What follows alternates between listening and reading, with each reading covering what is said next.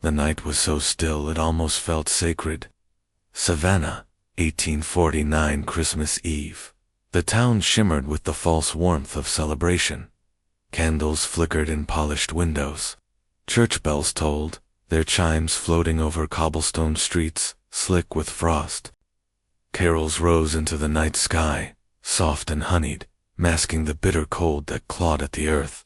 But beneath that delicate veneer of holiday cheer, there was a silence that did not belong. It stretched across the fields and the quarters, a silence heavy enough to choke on, a silence that waited. In the grand plantation house, the hearth crackled, spilling orange light across velvet drapes and polished wood floors. The family gathered close, flushed with wine and mirth, their laughter spilling into the night like a taunt. Glasses clinked. The smell of roasted meat and sugared bread wafted through the halls. Outside, pine branches bent low with frost, their needles glinting in the pale moonlight. The world to those inside felt safe and unshakable, but not to her. In the barn, away from the warmth, Rosa worked in shadows.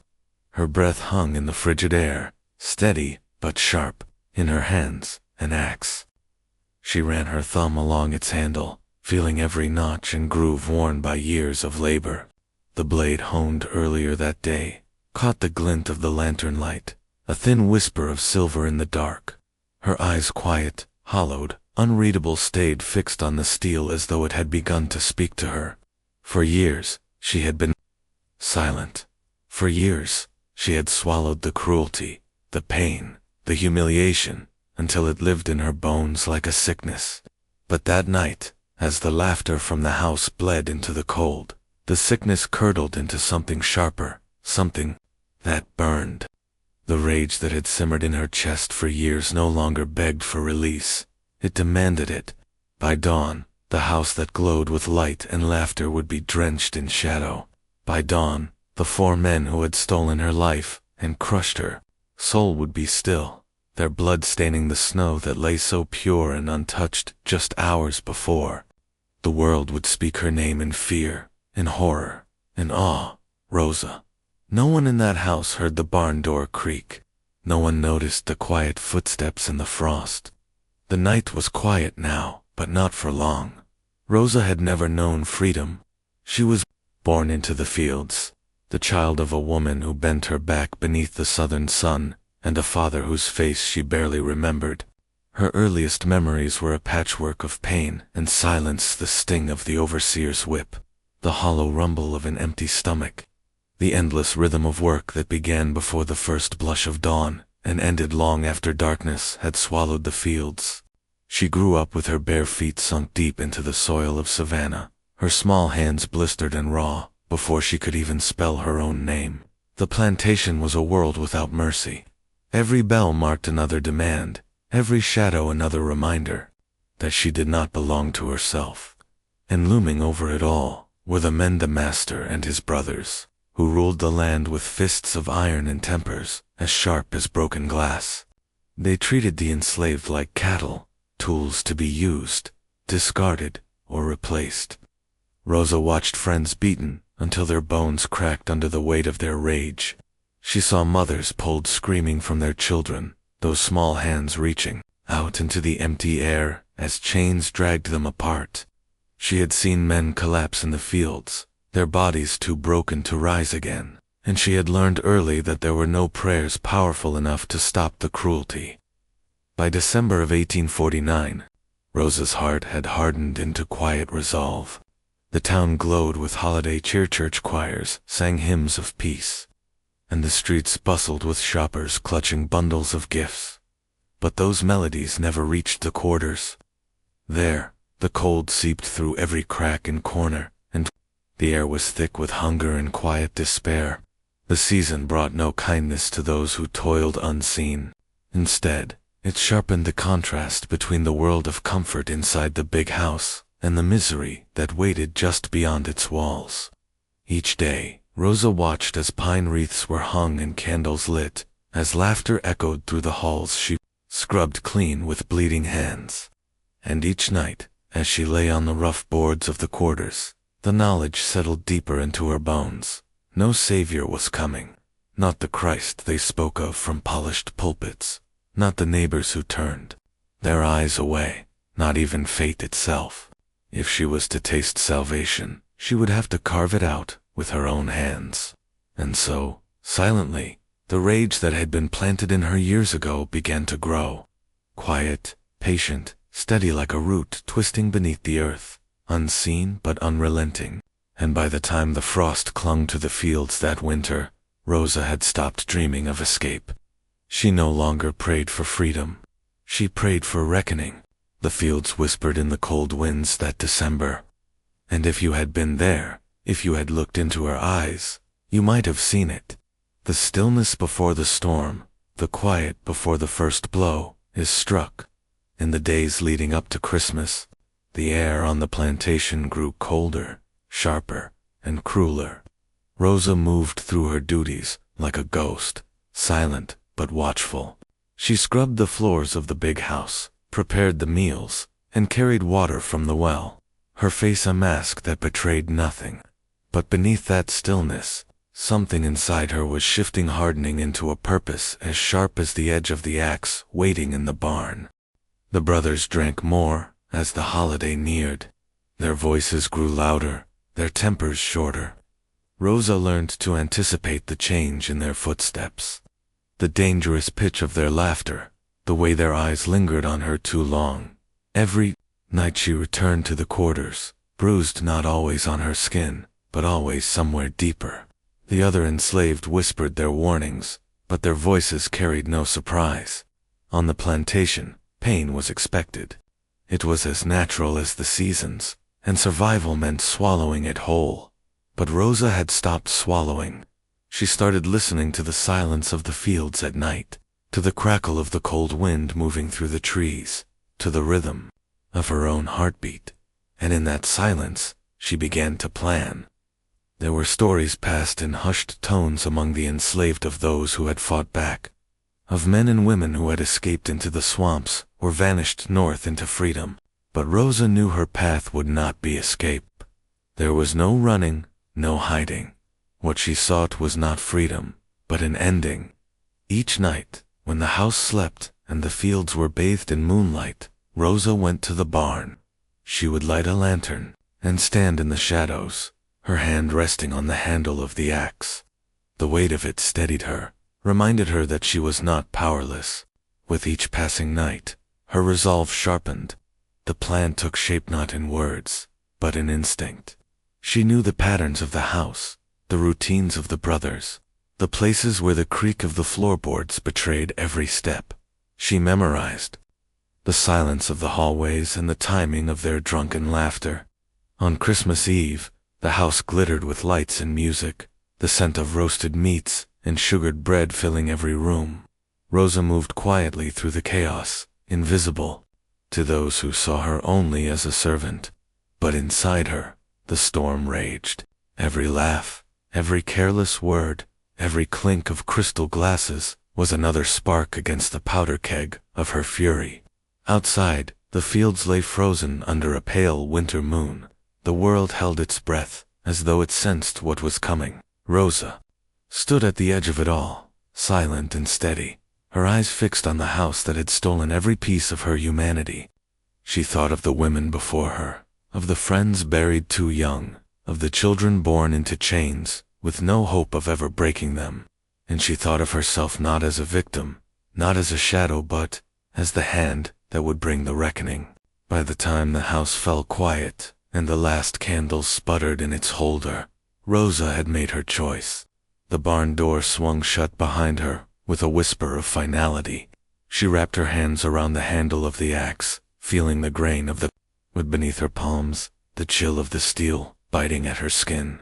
In that moment, there was no fear, no hesitation, only the clarity of a woman who had nothing left to lose. The night was ready, and so was she. The plantation slept under a heavy blanket of winter silence. Frost clung to the fields, and the trees stood motionless, their bare branches silhouetted against the pale glow of the moon. Inside the house, the embers in the great hearth glowed faintly, and the laughter that had filled its rooms only hours earlier had faded to drunken snores. The celebration was over. The house, Rosa knew, was hers.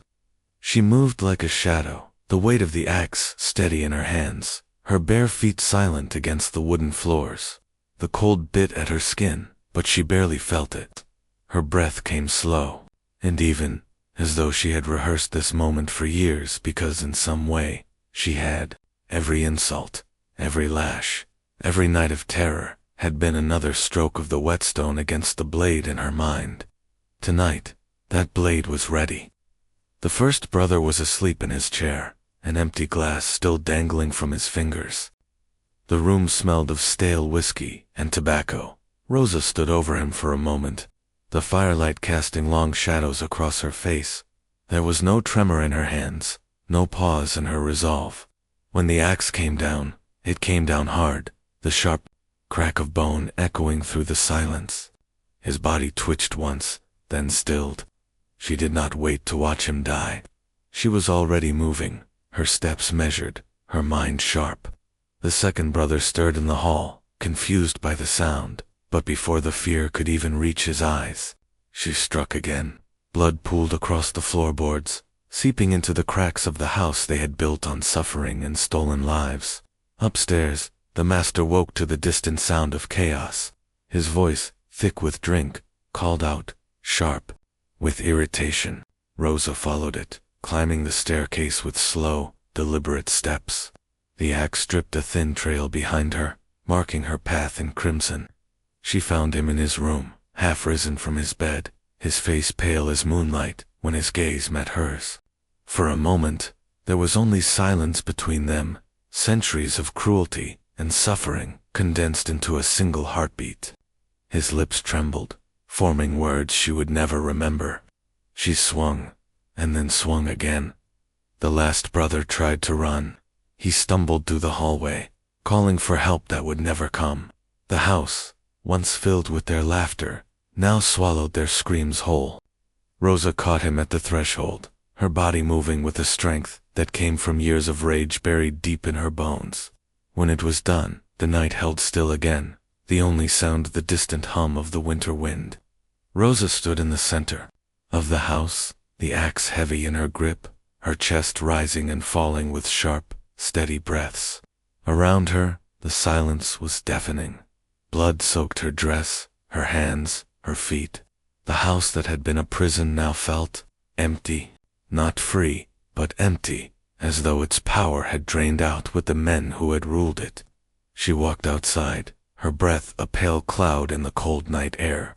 The fields stretched out before her, quiet and unknowing, the moonlight painting everything, in silver and shadow. For a moment, she looked back at the house. No lights burned now. No voices carried through the frost. It was done, and yet, in that stillness, Rosa knew her story was not over. Dawn would come, and with it, the weight of what she had done. The law would come for her. The whispers would turn to shouts, the shouts to fury. But in that moment alone in the cold, blood on her hands, the axe still warm from its work, she felt something she had never known in her life. Not freedom, not peace, but power. Ask yourself, in her place, after a lifetime of chains and cruelty, what would you have done? Would you have stayed silent? Or would you, too, have picked up the axe? The first hint of dawn crept over the horizon, staining the frozen fields with the faintest blush of light. Somewhere, a rooster crowed.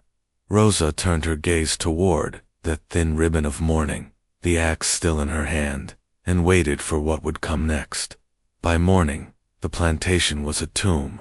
The winter sun, pale and cold, crept across the frozen fields and touched the house where silence had settled like a shroud.